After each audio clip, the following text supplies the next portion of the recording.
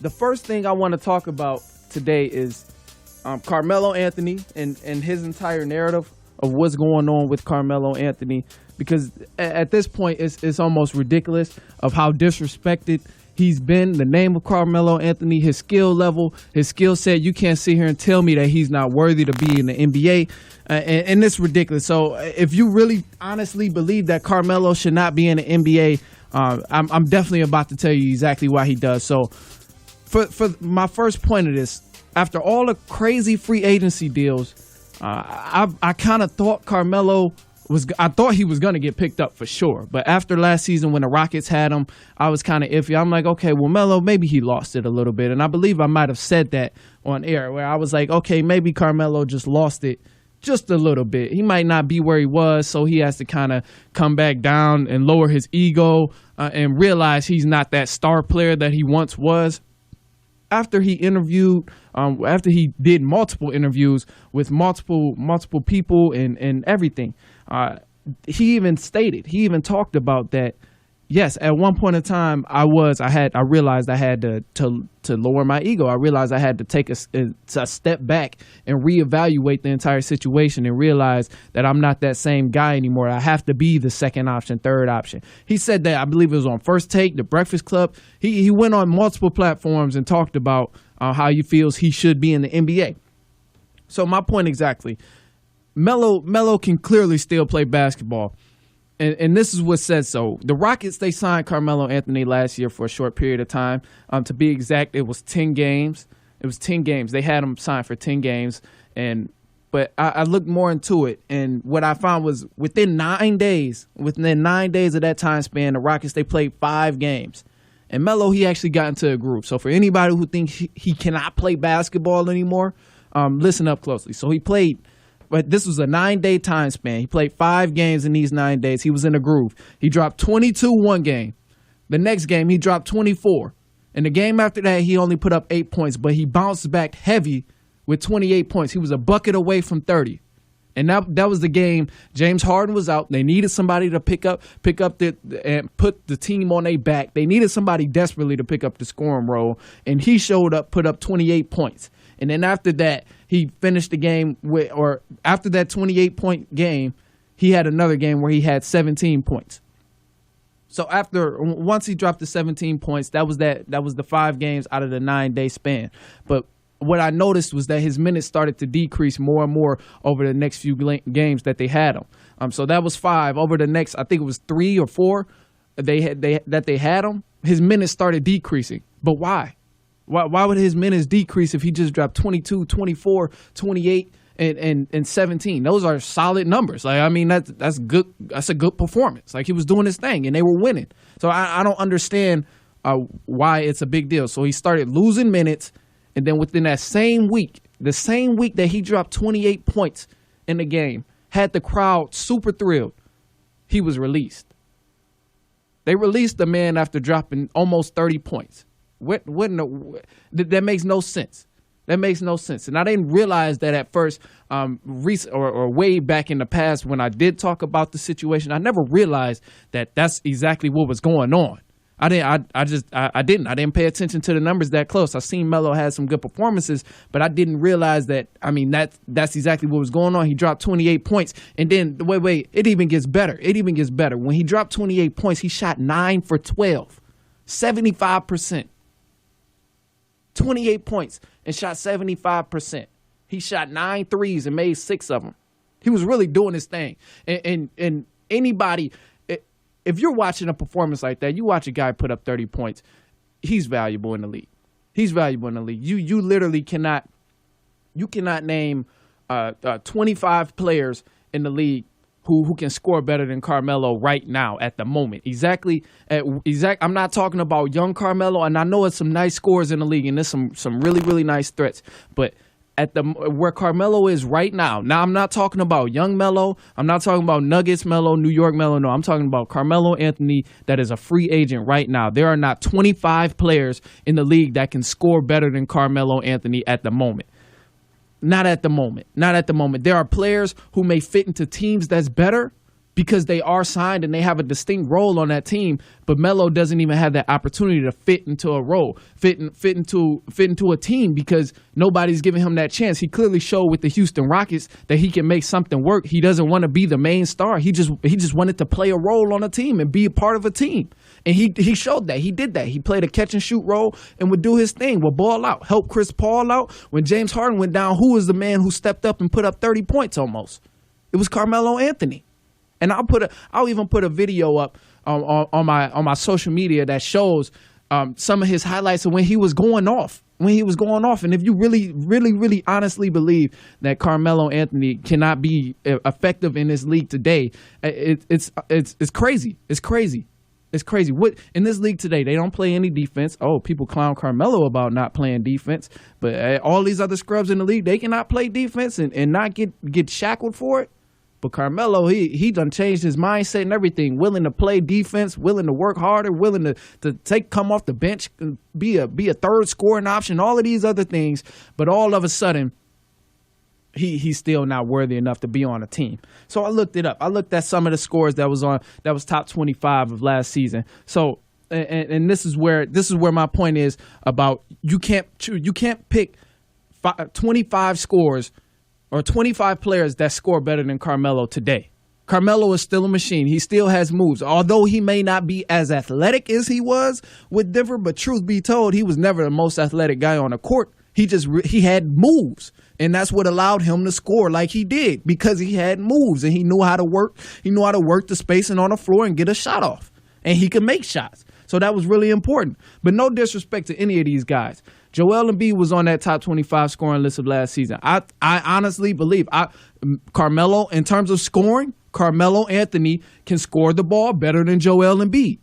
Joel Embiid is always hurt. Sometimes he gets locked up. Sometimes he's on, I don't know, he's on other stuff sometimes. But sometimes he's not focused and everything. That's a close one. That's a very, very debatable one. But I personally would pick Carmelo Anthony to score the ball better than Joel Embiid. If I had to choose a score, I'm picking Carmelo Anthony over Joel Embiid. And I'm not talking about rebounding. I'm not talking about defensive ability. I'm not talking about all that other stuff. I'm strictly talking about scoring. I'll get to the overall players and all of that stuff in a second. But Joel Embiid, Karl Anthony Towns, Julius Randle, Blake Griffin, Drew Holiday, Bradley Beal, these guys are good, but I still take Carmelo to score his scoring ability over all of these guys. And these guys are top 25. It's not like I'm saying Melo can score better than Kevin Durant. No, that is not what I'm saying. I'm not comparing Melo to being a scoring assassin like Kevin Durant at the moment. Back when Melo was a little bit younger, yes, he was on that type of level of scoring ability. He had that kind of scoring ability up there with the greats. One of the greatest scorers we've ever seen. But at this point in the league, he's still a very big threat to any team and any team who wants buckets. I mean, he can give you buckets. That's what he does. That's just Melo. His scoring ability is better than Blake Griffin, Julius Randle, Drew Holiday, and Bradley Beal. Better than all of them in terms of scoring ability. And even if you say, well, these guys, they fit their team perfectly. Bradley Beal, he fits the Washington Wizards perfectly. Karl Anthony Towns, he fits his team perfectly. Drew Holiday, Blake Griffin, these guys, you can't take them off and replace Melo. I'm not saying that. I'm not saying that's what you want to do. And I'm not saying Melo is more valuable than these guys on a team, on a distinct team. But what I'm saying is, when you look at other free agents who were signed this offseason, you mean to tell me that Jared Dudley fits a team better than Carmelo Anthony? Are you kidding me? Jared Dudley. He fits any NBA team better than Carmelo Anthony. Dwight Howard? Wayne Ellington? Troy Daniels? Are you kidding me? It's ridiculous. And it's like and these were guys who were picking up contracts over and over. It's not like Melo was asking, yeah, I need a max deal to come back and play in the league. I need to start. I need to be a starter. I need this. I need that. He had no demands, and he still has no demands in terms of him wanting to play basketball in the NBA. His demands are very, very, very, very low. It's almost at the point where he has none. When he went to Oklahoma City, people thought he was the problem.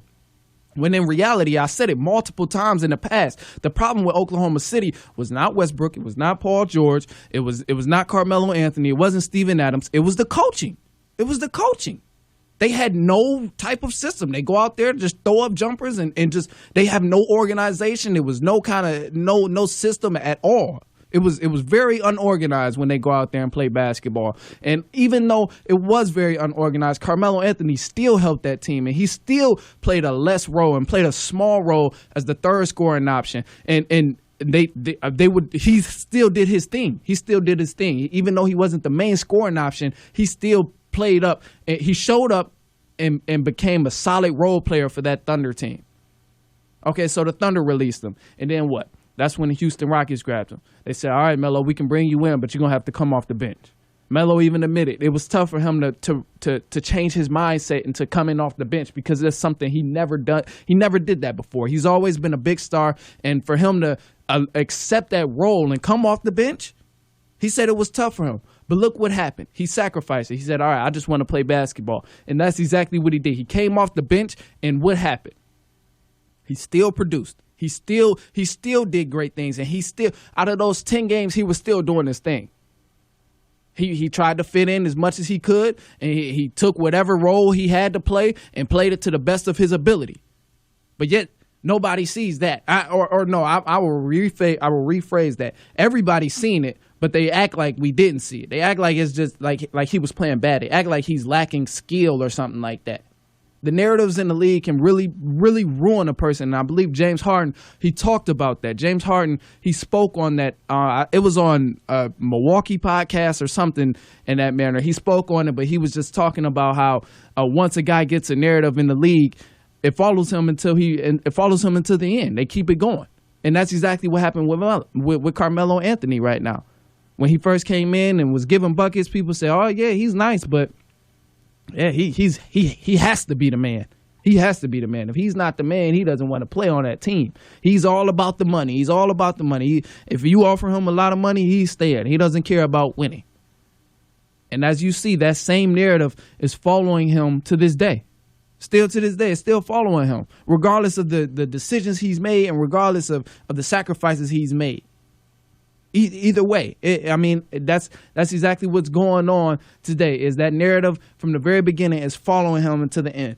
And another thing that I was actually glad Royce White, he's a former NBA player and current Big 3 league player. He talked about it and he said, well, why isn't guys like LeBron who walk around and I'm paraphrasing, by the way, but he was talking about guys like LeBron, they have so much power in the league. Why aren't they saying anything about Melo? And I'm not getting on LeBron about it. I'm getting on everybody about it. We all know how much power and how much leverage LeBron has in the NBA. It's ridiculous. We've called him damn near the GM of the Lakers. Every team he goes to, he's the coach, he's the player, he's the GM, damn near the owner. On every team he goes to.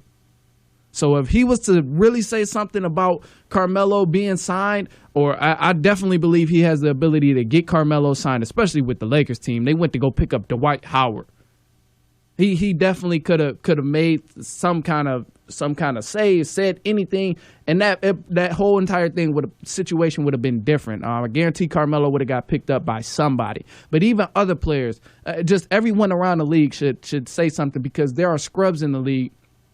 I'm not going to name them because obviously you wouldn't know who they are unless you're like a family relative of any. And that's really, I don't want to get into that. I don't want to name them, but you know who the scrubs of the league are. If you watch basketball, you know who the scrubs of the league are. People you haven't seen, people who are just, you know exactly what I'm talking about. But there's scrubs in the league who would trade themselves for Carmelo, and understand it. If a GM was to trade a scrub in the league or for Carmelo Anthony, they would definitely understand it and realize that it's okay, or it's Carmelo Anthony. Of course, I'm being traded. Nothing is wrong with that. It's Carmelo. But anyway, man, the narrative of Carmelo is jacked up. And if you really believe he can't play, I'm going to put a video up. I'm going to put a video on my Twitter. My Twitter is at I am Manny Wilson. Be sure to follow me and check it out. I put all the run updates on there and everything. But I'm definitely going to put it on there.